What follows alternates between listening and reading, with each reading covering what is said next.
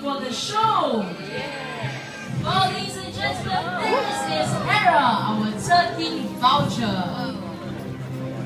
Well, this bird of prey saw close to the ground, looking for food using their excellent eyesight and very quiet, very good sense of smell. Well, for this bird of prey, they are often seen along the roadsides cleaning up road queues because they eat a wide variety of food.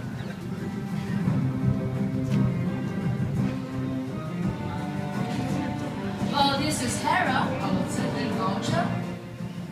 Well, for them, they may even be found near the rivers feasting on the washout village. Well, interestingly, this particular voucher do not have a voice box, and therefore, they have a limited range of calls. Well, thank you very much, Hera. Well, during the show, if you really appreciate the animals, please, you can clap as much as you want, you can clap as loud as you want. Okay? Alright? Well, now, to kickstart, let me introduce to you Congo. Well, this is Congo. Okay, I think all of you look stunned. But this is not Congo, this is just Jerry. Well, the one in there is Congo. Can you make a wild guess? What is Congo? It's a snake. Easy, right? But how big is this snake? How big? Any guess? No? Let me show you. Well, this is Congo, and Congo is a royal python. They are also known as the ball python because they have a tendency to cling to a ball when they are frightened. Would you like to touch it? Well, this is one of the smallest species of python found in the world. They can grow up to about 1 meter in length. Oh, don't worry, they are not venomous. They are only a constrictor, meaning that they'll bite on to the prey and then they'll coil around the prey, suffocating the prey to death before swallowing it whole. Want to feel it?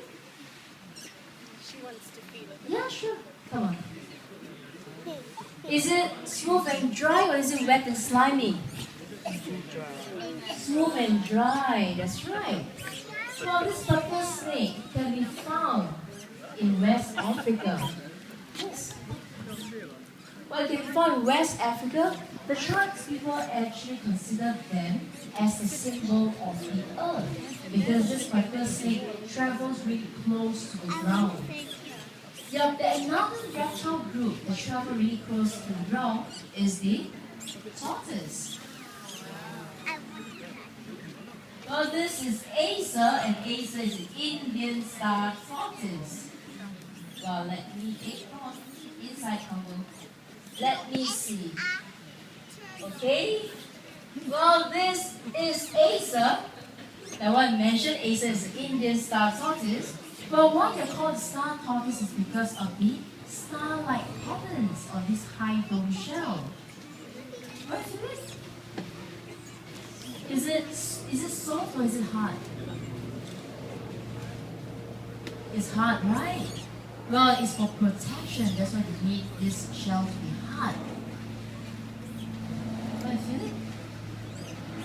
Well, for them, this particular material that made up the shell and also the scales on the snakes is actually made of the same material as our fingernails. That is the keratin. You want to touch it? No, it's okay. Don't worry, it doesn't bite. I bite more. Anybody? Anybody want to feel it? How about you? Over there? Come. Well, the carapace on the tortoise and nature's call. It's okay, man. Good luck to you.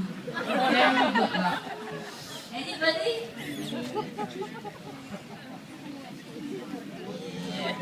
Well, I want to mention the carapace on the tortoise as well as the snake's scales helps them to prevent the loss of water through evaporation. But you see, these reptiles cannot be found near the water, or should I say they don't really be found near the river. But they do need water to survive. And that is why they have adapted to require very little water to survive.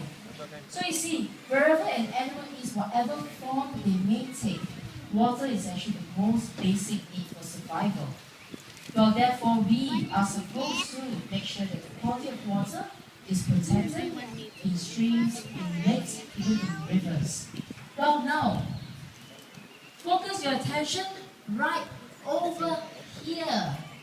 Well, what's going to come up is a member of the rodent family. Well, this animal has a sharp claws. They use the claws to dig their way through. Well, this is Rolly, our prairie dog. Hello. Well, you can see she's using her claws to pull herself up and use her nose to push.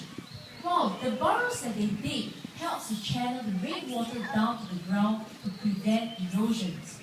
And this particular burrow has got a complex tunnel system, and this burrow there are many rooms. Rooms for storing food, rooms for sleeping, rooms for raising young, and even rooms for toilets. Well, if you look at them, for this particular animal, the prairie dog, they can be found in the continent of America.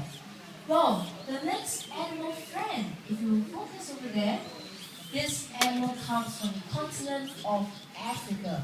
And this is what is this? Porcupine? No, it is not a porcupine. This is it's a hedgehog. It's an African pygmy hedgehog, you see? Well, this is sketch over here. Want to feel it first? How does it feel? Is it spiky? Prickly? Well, being so small in size, they have to protect themselves by contracting the muscles on their back, and at the same time, they will erect their spines, isn't it? Is it nice? Well, this is a sketch over here.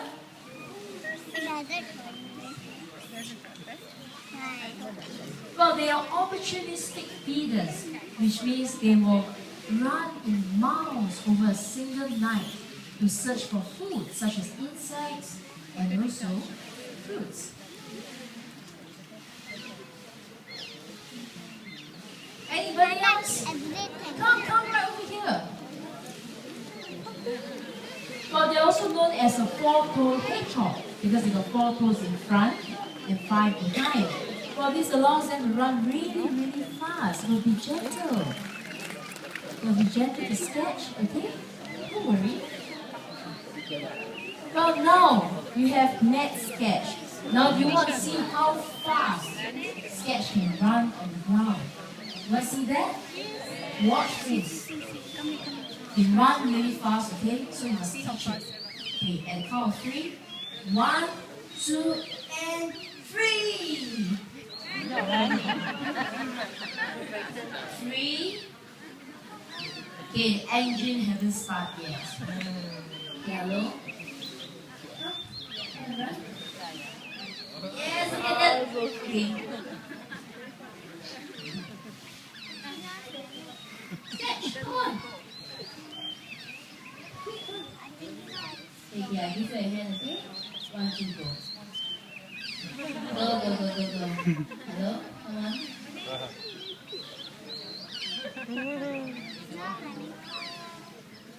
Slow and steady. There you go. Thank you very much, Sketch. Thank you. Shy. Well, besides us human beings, the most widespread primates are the macaques. Well, coming out with Zima over there, there's a Silong. Silong is a long-tailed macaque. Well, you cannot touch this primate, but if you wish to touch, just touch Azima. She can be touched. Well, the long-tailed macaque got their name by the very long tail that they have. This water helps them to balance out on the treetop.